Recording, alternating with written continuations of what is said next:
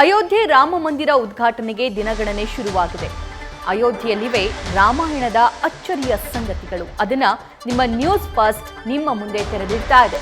ಹನುಮಂತ ಹೊತ್ತಿದಂತಹ ಗುಡ್ಡದ ಒಂದು ಭಾಗಕ್ಕೆ ಮಣಿಪರ್ವತ ಅಂತ ಹೇಳಿ ಕರೀತಾರೆ. ಅಯೋಧ್ಯೆಯಲ್ಲಿ ಉಳಿದ ಭಾಗಕ್ಕೆ ಮಣಿಪರ್ವತ ಅನ್ನುವಂತಹ ಹೆಸರಿದೆ. ಆ ಮಣಿಪರ್ವತದ ಹಿಂದೆ ಮತ್ತೊಂದು ರೋಚಕ ಕಥೆ ಅಡಗಿದೆ. ಸೀತೆಗೆ ಮದುವೆಯಲ್ಲಿ ಜನಕರಾಜ ನೀಡಿದಂತಹ ಬೆಳ್ಳಿ, ಬಂಗಾರ, ವಜ್ರ, ವೈಡೂರ್ಯ ಕಲೆ ಹಾಕಿದಾಗ ಪರ್ವತದಷ್ಟು ಆಯಿತು. ಅದನ್ನೇ ಮಣಿಪರ್ವತ ಅಂತ ಕರೀತಾರೆ ಅಂತ ಹೇಳಿ ಆ ಭಾಗದ ಜನ ಈಗಲೂ ಕೂಡ ನಂಬ್ತಾರೆ. ಇನ್ನು ಅಯೋಧ್ಯೆಯಲ್ಲಿರುವ ಮಣಿಪರ್ವತದ ವಿಶೇಷತೆ ಕುರಿತು ನಮ್ಮ ಪ್ರತಿನಿಧಿ ಜಗದೀಶ್ ಗ್ರೌಂಡ್ ರಿಪೋರ್ಟ್ ನೀಡಿದ್ದಾರೆ. ನೋಡ್ಕೊಂಬರೋಣ. ನಾನೀಗ ಅಯೋಧ್ಯದ ಮಣಿಪರ್ವತದಲ್ಲಿದ್ದೇನೆ. ಈ ಮಣಿಪರ್ವತ ಅಯೋಧ್ಯದಲ್ಲಿ ಅತಿ ಎತ್ತರವಾದಂತಹ ಸ್ಥಳ ಅಂತಾನೂ ಸಹಿತ ಇಲ್ಲಿರುವಂತಹ ಜನರು ಹೇಳ್ತಾರೆ. ಕಾರಣ ಏನು ಅಂತಂದ್ರೆ ಇದಕ್ಕೆ ತನ್ನದೇ ಆದಂತಹ ಇತಿಹಾಸ ಇದೆ. ಅದರ ಜೊತೆಗೆ ಮೂರು ಕಥೆ ಪುರಾಣಗಳಲ್ಲಿ ಈ ಒಂದು ಮಣಿಪರ್ವತ ಬರುತ್ತೆ ಅನ್ನುವಂತಹ ಪ್ರತೀತಿಯು ಸಹಿತ ಇದೆ. ಮತ್ತೆ ನನ್ನ ಹಿಂಭಾಗದಲ್ಲೂ ಸಹಿತ ನಿಮಗೆ ವಿಜುವಲ್ಸ್ ತೋರಿಸುವಂತಹ ಕೆಲಸವನ್ನ ಮಾಡ್ತೀನಿ. ಈ ಒಂದು ಮಣಿಪರ್ವತದ ಮೇಲ್ಗಡೆ ನಿಂತ್ಕೊಂಡ್ರೆ ಇಡೀ ಅಯೋಧ್ಯೆಯೂ ಸಹಿತ ಕಾಣಿಸುತ್ತೆ ಅಂತ ಹೇಳಲಾಗುತ್ತೆ. ಆದ್ರೆ ಈಗ ಸದ್ಯಕ್ಕೆ ನೋಡ್ತಾ ಹೋದ್ರೆ ಪೂರ್ತಿ ಫಾಗ್ ಇದೆ.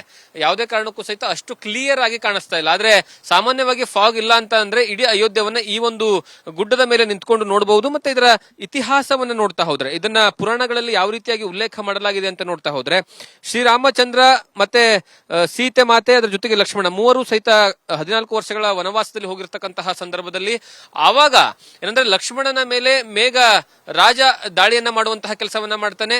ಆವಾಗ ಲಕ್ಷ್ಮಣನಿಗೆ ಏನಂತಂದ್ರೆ ಪ್ರಾಣ ಹೋಗಿರುತ್ತೆ. ಆವಾಗ ಆ ಪ್ರಾಣವನ್ನ ಉಳಿಸಬೇಕು ಅಂತಂದ್ರೆ ಸಂಜೀವಿನಿ ಪರ್ವತವನ್ನ ತೆಗೆದುಕೊಂಡು ಬರಬೇಕು ಅಂತ ಹನುಮಂತನಿಗೆ ಹೇಳಲಾಗುತ್ತೆ. ಹನುಮಂತ ಸಂಜೀವಿನಿ ಪರ್ವತ ತೆಗೆದುಕೊಂಡು ಬರೋದಕ್ಕೆ ಹಿಮಾಲಯಕ್ಕೆ ಹೋಗಿರ್ತಾನೆ. ಹಿಮಾಲಯದಿಂದ ತನ್ನ ಕೈಯಲ್ಲಿ ಪರ್ವತವನ್ನ ಎತ್ಕೊಂಡು ಬರುವಂತಹ ಸಂದರ್ಭದಲ್ಲಿ ಈ ಒಂದು ಅಯೋಧ್ಯವನ್ನ ದಾಟಿ ಹೋಗ್ತಾ ಇದ್ದ, ಅಯೋಧ್ಯವನ್ನ ದಾಟಿ ಹೋಗಬೇಕಾದಂತಹ ಸಂದರ್ಭದಲ್ಲಿ ಆಗ ಈ ಅಯೋಧ್ಯವನ್ನ ಭರತ ನೋಡ್ಕೊಳ್ತಾ ಇದ್ದ.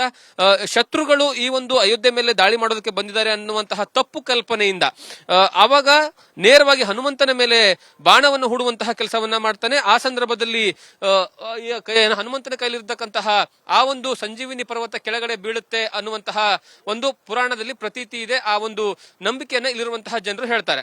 ಅದಾದ ಮೇಲೆ ಭರತ ಏನು ಕೊನೆಗೆ ಗೊತ್ತಾಗಿ ಸ್ವತಃ ಹನುಮಂತನ ಹತ್ರ ಸ್ವಾರಿಯನ್ನ ಕೇಳಿ ಅಂದ್ರೆ ಕ್ಷಮೆಯನ್ನ ಕೇಳಿ ತದನಂತರ ಅವನಿಗೆ ಹೋಗೋದಕ್ಕೆ ಅವಕಾಶವನ್ನ ಮಾಡಿಕೊಡ್ತಾನೆ. ಹಾಗಾಗಿ ಆ ಬಿದ್ದಿರುವಂತಹ ಸ್ಥಳವೇ ಆ ಪರ್ವತವೇ ಇವಾಗ ಈ ಒಂದು ಮಣಿಪರ್ವತ ಆಗಿದೆ ಅನ್ನುವಂಥದ್ದು. ಮತ್ತೊಂದು ಕಡೆಗೆ ಬಹಳಷ್ಟು ಇಂಪಾರ್ಟೆಂಟ್ ವಿಚಾರ ಏನು ಅಂತಂದ್ರೆ, ಶ್ರೀರಾಮಚಂದ್ರ ಯಾವಾಗ ಸೀತೆಯನ್ನ ಜನಕರಾಜನ ಮಗಳಿಂದ ಏನಂದ್ರೆ ಮದುವೆ ಮಾಡ್ಕೊಂಡು ಬರ್ತಾನೆ.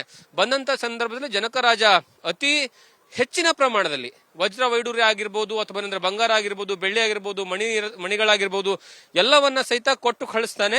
ಆ ಮಣಿಗಳೆಲ್ಲವೂ ಸೇರಿ ಇಷ್ಟು ದೊಡ್ಡದಾದಂತಹ ಏನಂದ್ರೆ ಗುಡ್ಡದಲ್ಲಿ ಗುಡ್ಡದ ಮಟ್ಟಿಗೆ ಏನಂದ್ರೆ ಹೆಚ್ಚಿನ ಪ್ರಮಾಣದಲ್ಲಿ ಬಂದಿರುವಂತಹ ಕಾರಣಕ್ಕಾಗಿ ಅದು ಇಷ್ಟು ಎತ್ತರದ ಏನಂದ್ರೆ ವಜ್ರ ವೈಡೂರ್ಯ ಕಟ್ಟಿರುವಂತಹ ಕಾರಣಕ್ಕಾಗಿ ಈ ಒಂದು ಪರ್ವತವನ್ನ ಮಣಿಪರ್ವತ ಅಂತಾನೂ ಸಹಿತ ಕರೀತಾರೆ ಅಂತ ಹೇಳಲಾಗುತ್ತೆ. ಮತ್ತೊಂದು ಏನಂದ್ರೆ ಪ್ರತೀತಿಯು ಸಹಿತ ಇಲ್ಲಿರುವಂತಹ ಜನರಿಗೆ ನಂಬಿಕೆ ಇವಾಗಲೂ ಸಹಿತ ನಡ್ಕೊಂಡ್ ಬರ್ತಾ ಇರುವಂತದ್ದು, ಸೀತಾ ಮತ್ತೆ ಶ್ರೀರಾಮಚಂದ್ರ ಇಬ್ರು ಸಹಿತ ಪ್ರತಿ ವರ್ಷ ಇಲ್ಲಿ ಬಂದು ಜೋಕಾಲಿಯನ್ನ ಆಡ್ತಾರೆ. ಈ ಸ್ಥಳದಲ್ಲಿ ಜೋಕಾಲಿಯ ಏನಂದ್ರೆ ದೃಶ್ಯಾವಳಿಗಳು ಸಹಿತ ನಿಮಗೆ ಒಳಗಡೆ ಕಾಣಿಸುತ್ತೆ.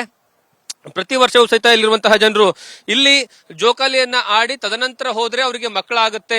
ಜೋಕಾಲಿಯನ್ನ ಕಟ್ಟೋದಕ್ಕೆ ಏನಂದ್ರೆ ಬಹಳಷ್ಟು ಪವಾಡ ಇರುವಂತಹ ಸ್ಥಳ. ಹಾಗಾಗಿ ಇಲ್ಲಿ ಬಹಳಷ್ಟು ಜನ ಬಂದು ಈ ದಾರಗಳನ್ನ ಕಟ್ತಾರೆ. ಅಂದ್ರೆ ತಮ್ಮ ನಂಬಿಕೆಯ ಮೂಲಕವಾಗಿ ದಾರಗಳನ್ನ ಕಟ್ಟಿ ಅಂದ್ರೆ ಇಲ್ಲಿ ದೇವರಿಗೆ ನಮಸ್ಕರಿಸಿ ಹೋಗುವಂತಹ ಪ್ರತೀತಿಯು ಸಹಿತ ಇದೆ. ಈ ಒಂದು ದೇವಸ್ಥಾನದಲ್ಲಿ ಯಾವಾಗ ಜೋಕಾಲಿಯನ್ನ ಕಟ್ತಾರೆ, ಆ ಕಟ್ಟಿದ ನಂತರ ಇಡೀ ಅಯೋಧ್ಯದಲ್ಲಿ ಜೋಕಾಲಿಯ ಆಟ ಶುರು ಆಗುತ್ತೆ. ಅಂದ್ರೆ ಜೋಕಾಲಿಯನ್ನ ಕಟ್ಟುವಂತಹ ಒಂದು ಸಂಪ್ರದಾಯ ರೀತಿಯಲ್ಲಿ ಹಬ್ಬವನ್ನ ಸಹಿತ ಆಚರಿಸ್ತಾರೆ ಅಂತ ಹೇಳಲಾಗುತ್ತೆ. ಹಾಗಾಗಿ ಪ್ರತಿ ಒಂದೊಂದು ಕಡೆ ಹೋದ್ರೂ ಸಹಿತ ಒಂದೊಂದು ರೀತಿಯಂತಹ ಪುರಾಣದ ನಂಬಿಕೆಗಳು ಈ ಇಲ್ಲೂವರೆಗೂ ಸಹಿತ ಅಯೋಧ್ಯೆಯಲ್ಲಿರುವಂತಹ ಜನರಲ್ಲಿದೆ. ಮತ್ತೆ ನೀವು ಹಿಂಭಾಗದಲ್ಲಿ ನೋಡಿದ್ರೆ ಗೊತ್ತಾಗುತ್ತೆ ಎಷ್ಟರ ಮಟ್ಟಿಗೆ ಅದ್ಭುತವಾದಂತಹ ಸ್ಥಳ ಇದು. ಇಷ್ಟು ತುಂಬಾ ಚೆನ್ನಾಗಿರುವಂತಹ ಸ್ಥಳ, ಏನು ಪ್ರವಾಸಿಗರಿಗಂತೂ ಆಕರ್ಷಣೀಯ ಸ್ಥಳ. ಮತ್ತೆ ಸಂಜೆ ಹೊತ್ತು ಇಲ್ಲಿ ಬಂದು ಕೂತ್ಕೊಂಡ್ರೆ ಸಾಕು, ಇಡೀ ಅಯೋಧ್ಯವನ್ನ ನೀವು ಇಲ್ಲೇ ಈ ಒಂದು ಗುಡ್ಡದ ಮೇಲೆ ಕುತ್ಕೊಂಡು ನೋಡುವಂತಹ ಅವಕಾಶ ಸಿಗುತ್ತೆ. ಮತ್ತೆ ಅದ್ರ ಜೊತೆಗೆ ನೀವು ಸಂಜೆ ಹೊತ್ತು ಬಂದ್ರೆ ಒಳ್ಳೆಯ ತಂಗಾಳಿ ಸಹಿತ ಬೀಸುತ್ತೆ. ಹಾಗಾಗಿ ಈ ಒಂದು ಸ್ಥಳ ಪ್ರವಾಸಿಗರ ಬಹಳಷ್ಟು ಫೇವರೇಟ್ ಸ್ಥಳ. ಮತ್ತೆ ಅದ್ರ ಜೊತೆಗೆ ಅಯೋಧ್ಯೆಯಲ್ಲಿ ಇದು ಒಂದು ನೋಡುವಂತಹ ಸ್ಥಳ.